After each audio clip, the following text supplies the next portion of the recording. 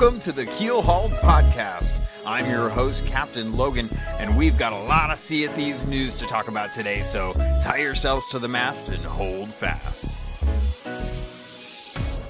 First things first on the docket, where have I been and why hasn't there been another episode? Basically, let's just say that I got really sick this last weekend and into the beginning of the week. So with a lack of news and not getting to play much of the scale test, I decided to hold off and wait till there was actually a fair bit of news, which we've got a lot to talk about today. So I'm going to go ahead and get into that, and we will go ahead and address the second item on our docket. Second thing on the docket today, we're going to get some feedback, our first little bit of feedback today, and we're going to hear from David M., who wrote in to talk about brigs. So here's what he wanted to talk about. He said, I heard your story and thoughts on the brig, and here's my take.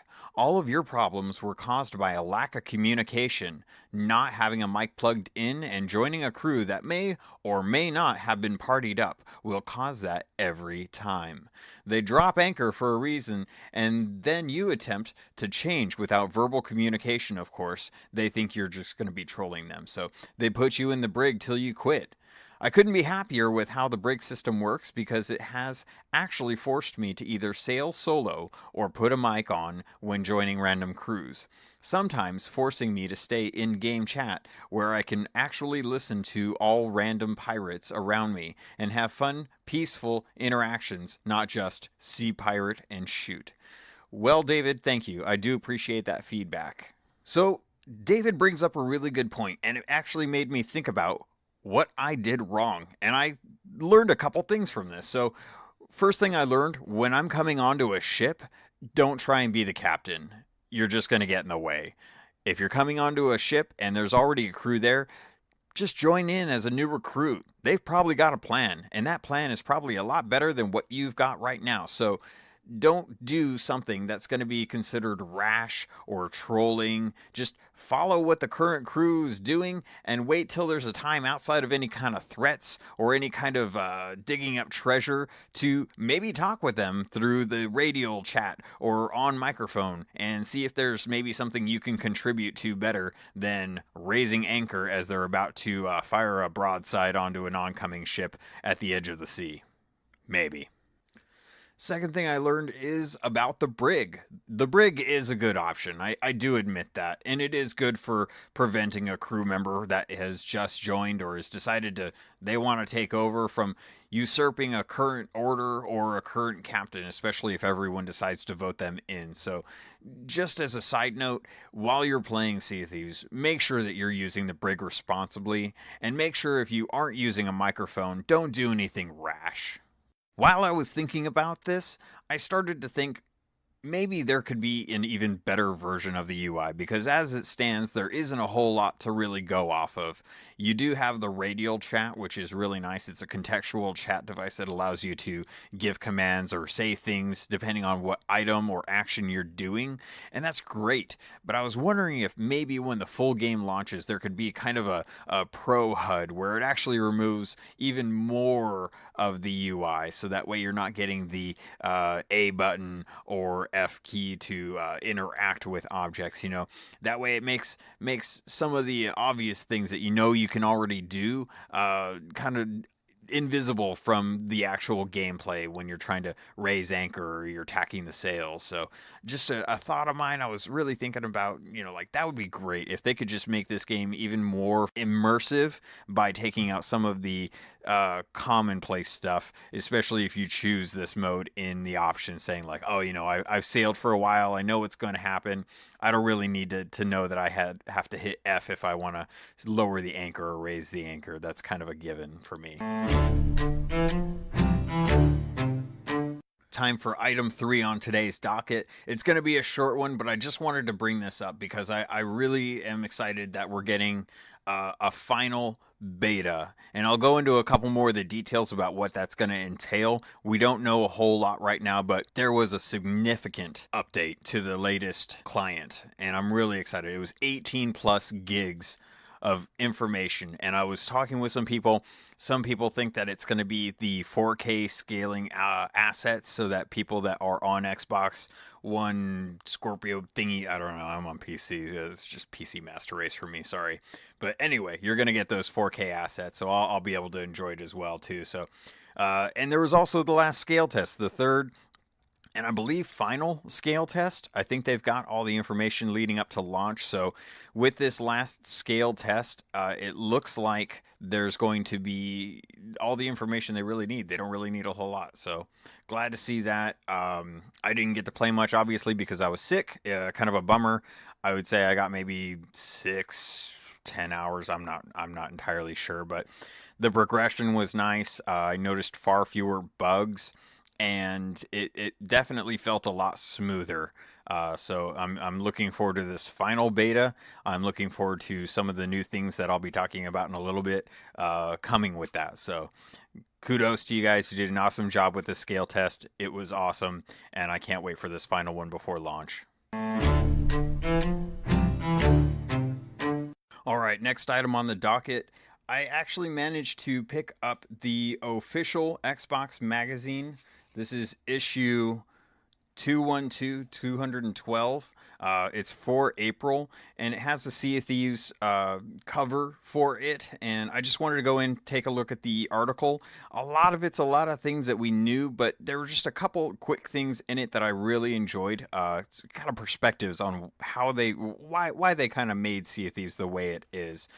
We've talked a lot about a couple things like progression and why people seem to have a little bit of trouble understanding what the point of the game is. So the article in it is A Pirate's Life. It's actually by Adam Bryant. He does a really good job of talking with a lot of different people from Rare and getting some insight to kind of give people an idea of the basis of the game, what's going on, what you can kind of expect with the full launch.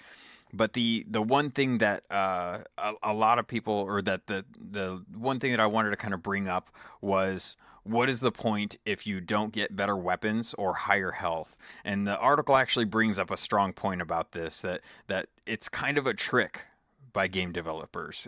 They actually use this trick to kind of play a psychological mind game with you. It's kind of see like player stats increase, and as player stats increase, the difficulty of the objective or player versus environment content actually scales with you. So as you're getting stronger, so are the monsters that you're fighting. So why bother raising your little number above your head to make you feel better about yourself? Just keep it all the same. They're all going to scale with you anyway. So the goal of like being underpowered and then overcoming it, that's all well and good for MMOs. But with something like this, where the encounters are sparse, depending on if it's going to be other people or the environment, why not just keep everything baseline and just leave it up to skill? Because when it comes down to it, you're going to be a better pirate the more you play, and that's the point of the game. This is to play more, have more fun, and really enjoy yourself. So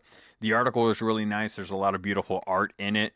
A lot of stuff we knew, just kind of like what's going on with the 3 different trade companies, sailing, joining in with other people, cross-platform, little things like that. But it's a nice article. I would recommend picking it up and taking a look at it if you're a fan. I'm still waiting to try and find one of those Edge magazines to do a little bit of a deep dive on that as well, too. So hopefully we'll be able to get something, I don't know, maybe a little more information on stuff to come with the Edge magazine. I don't really think so, but this is a really good introduction for anyone that is kind of unsure about what to expect with this game. It looks great, but what's the guts of it? So this article does a really nice job of summing it up, and kudos to Adam for getting the really good information from the people at Rare. For the last item on the docket today, we're going to be talking about the behind-the-scenes Studio Buzz Tour 2 weeks before launch over at Rare Studios.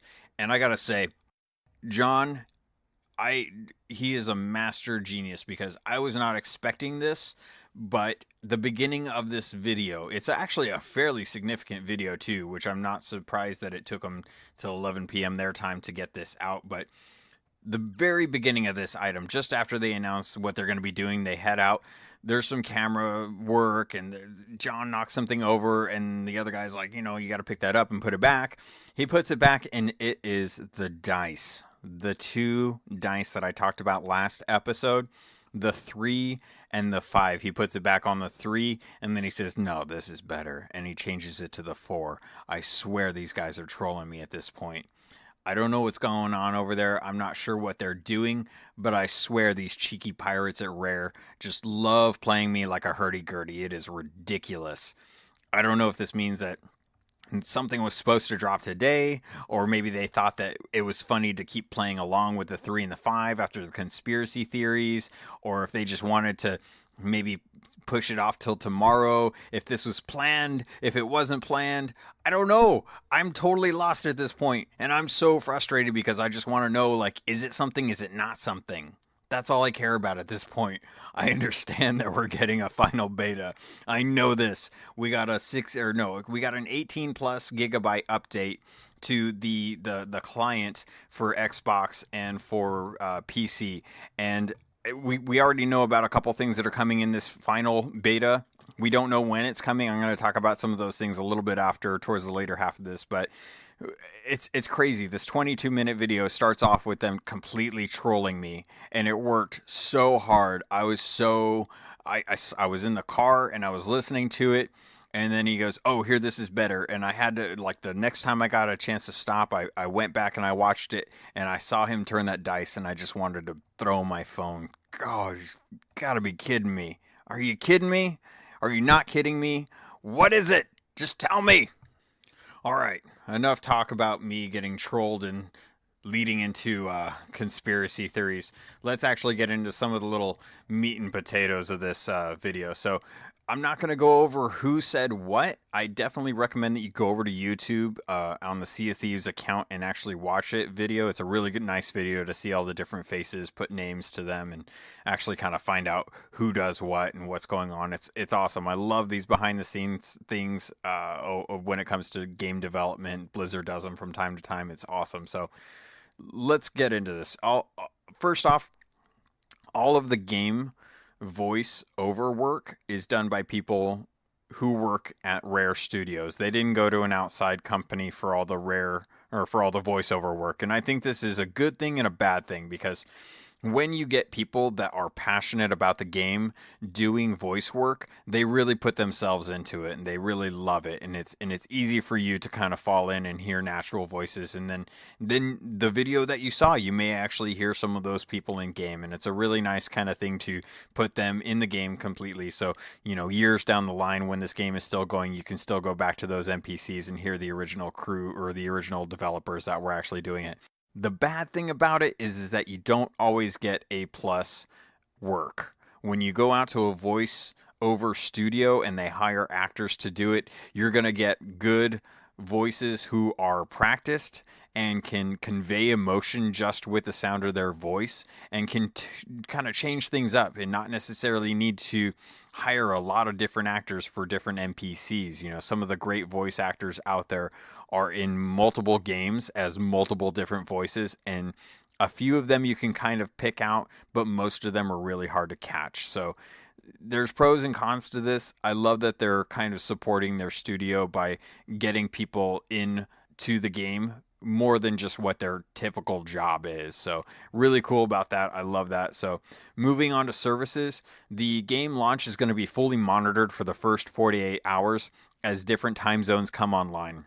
And I'm really happy about this, because there's a lot of different things that can go wrong in those first 48 hours.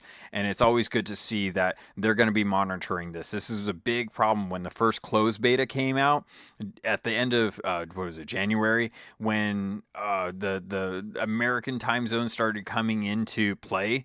A lot of us were having problems with getting into the game or turning in items, matchmaking, things like that. And the problem is that a lot of the people over in Rare Studios studios were all still asleep or barely just getting to the office. So there was a lot of time where people didn't have support and there wasn't much going on. And some of the Xbox customer service people had to get on Twitter to kind of calm everyone down and say, hey, it's going to be okay. They're probably just waking up. Just hold out for a little bit. They'll get to the server issues in a second. So we also learned that the skeleton forts, when they have an active kind of encounter going on, once the waves of skeletons are dead and the captain is killed, we've learned that the cloud above the island is going to disperse or explode in a bunch of green gas or energy. And we kind of knew that that was going to happen. Obviously it wasn't going to be there forever, but we did kind of realize, as soon as that happens, that means that the captain is dead, the key is available, and so is the loot. So this is going to be great for people that are kind of tactically sitting back, waiting for the people on island to actually kill the captain and get the key, where most of the work is done. So this is going to come in handy when people want to kind of go into these forts, making allegiances with other crews to try and say like, hey, we'll go on board or we'll go on shore, we'll kill all the skeletons, we'll get everything set up and start bringing the loot back. What we need you to do is actually stay out on the boat, on your boat, and actually kind of fend off other ships that are trying to come in and try and take this. This is going to be really cool. So you're going to see a lot of high seas battles going on around the fort. Plus the people on the fort are actually going to be fighting off waves of skeletons. And then what happens afterwards is going to be just really fun. So I'm looking forward to that. I think it's a really good idea to let you know like when the actual fighting ends on the fort so that people can decide, do they go in now and try and kill everyone and take the key and get the loot and hope that they've got enough time before someone else comes in to investigate, just depending on how far you are from that, or, what goes on after the fort's done is going to be really fun. So looking forward to that. There's also a bunch of features that they've added to the final beta that we're not quite sure about. We know about some of them and I'll go into them in a little bit, but we also know that they're working on different skeletons too. So they're not just going to be changing up how some of the skeletons look, they're also going to be changing up how they act as well too. So the encounters and the combat with other skeletons are going to be more complex or just different in general. So right now we know we can basically fight them the same way we would fight anyone else. They've got bananas, guns, swords, and their claws. Actually, we don't have claws. We should get claws. Can we get claws? I would like a claw. I'll rake someone. So with that in mind, we've seen some of the art pages from the books that they're releasing, and that we're going to have more elaborate and more magical looking captains, and they're saying that that's going to be part of it, but that's not going to be all of it as well too. So interested to see like what they're coming up with post launch with that. Forums are getting updated with a restructure. And this is good because up until now, a lot of it has just been for the diehards to kind of share their thoughts and talk with other people and just kind of suggest things that could be added to the game. It's good for fleet recruitment right now for people trying to get together so they can make sure that everyone has a crew, so they're not necessarily partnering with people that they don't know, and they can kind of start working on those relationships now, because that's going to be kind of an important thing as you go into the game, whether or not you're going to have people that you trust or not. So they're going to be working on that, and they're going to be changing it over to more of like an active game. So where you're going to be able to submit bugs, where you're going to be able to share content, where you're going to be able to talk and learn more about the game and the lore aspects possibly, or just common basic things that you would need to know when you're first starting out the game. So glad to see that they're going to be updating that very soon. They're also looking to find ways on how to share your stories as well, or clips from gameplay sessions. And I can only imagine that this means it's for streamers or through the Xbox sharing app. So I'm not entirely sure, since I don't have an Xbox. I'm specifically going to be going through this for the PC reasons, just because it's going to look a lot nicer on my computer. We also know that they're planning on something coming soon for content creators. And they were not specific about this at all. So I don't know if this is for people who are doing podcasts like myself, or for streamers, or just YouTube content creators. I'm not sure where that stands, but I'm hoping that, the audio listeners and the audio creators don't get left out on that, because while I am a streamer, I mostly do a lot of my research and stuff for the actual podcast. I like to go in and actually just play the game for the sake of playing the game, even though this last scale test, a lot of what I did was just kind of sailing around to try and suss out some of these secret conspiracy islands and potential, Bermuda Triangle whatevers. I was just kind of swimming around looking for stuff under the ocean. Some of the other things that we learned, lore books are being worked on to be put into the game for launch. I'm really excited about this because I'm really looking forward to learning more about some of the pirates of old and kind of what made them so infamous, what made them pirate legends. So I'm looking forward to seeing like what happened to some of the ancient civilizations that we've seen in game, and maybe like how they disappeared or what caused their ruin. So a couple of other things they showed off or really talked about was that they're going to be doing some new higher end gear to show off when you first launch up the game, so that way you can kind of see maybe what's available to you as you get higher in reputation levels with the different factions and stuff. Something to look forward to when you first pop into the game, kind of like in World of Warcraft, or just about any MMO actually, where some of the higher level people would be hanging around in the capitals or the cities, and you'd look at them and be like, oh man, I really want that. And that's kind of their goal. They want you to be able to see that and want it and try and work towards it. So that's kind of a nice little thing too. They're also looking to immortalize a very small few people who are players in the game. I'm not sure who this means. I think a lot of it means to some of the people that have been participating heavily in the alpha since the initial alphas. Potentially some of the people in the forums who've been there since day one. They seem to really love the idea of supporting the community by putting the community in the game. So it's really cool to see this. I hope to one day be popular enough that I get to be put in the game. I would love that. I doubt it'll ever happen, but you never know. I can dream big. Let me dream big, damn it. So the other thing that they wanted to say is that there's something else coming. Joe Neat, God, this guy, I love following this guy on Twitter, but Joe Neat, the executive producer, he has been hinting and teasing and like just little things on Twitter, nothing major, that there's something big coming, something really special coming very, very soon. And I don't know if this has anything to do with the dice. This is just my conspiracy theories getting the best of me, but I'm thinking that there's something very cool coming that I'm hoping that we'll hear about very soon. And they just kind of keep confirming that and not giving me anything to work off of. Just let me know what it is already. I just want to know. All right, so I talked about it a little before, and I'm going to finish it up. So I did mention that they are adding a couple new things to the final beta. We know the final beta is already available sometime soon. Hopefully by the time you're listening to this, it's already active and you can jump right in and actually get into it. But the first few ranks of the merchant trade group is going to be available in this final beta. So you'll finally be able to kind of experience something aside from the gold hoarders, which I know everyone's kind of been like, do I really want to get back into another beta? I mean, we're just going to be going around digging up treasure chests and stuff. No. This is going to be a lot different. So with the few ranks of the merchants, we're going to be able to capture animals. We're going to be able to, get pigs, get chickens, and it's kind of a spoiler, but it's not really a spoiler. But it was kind of fun to learn this, that if you're trying to capture a pig, the way you're going to keep them from running is by holding out a banana, or I would imagine any kind of fruit, because I know there's supposed to be some other kinds of fruit out there. So it's kind of cool. You have to put a little thought into this. You're not just going to be like run up, drop, trap, capture pig, take pig back, but you're going to have to try and figure out how to keep these animals alive on your ship as well too. So if you're taking fire and you've got some animals down on the lower deck and the hull starts flooding with water, you're going to have some drowned animals, and PETA may call you.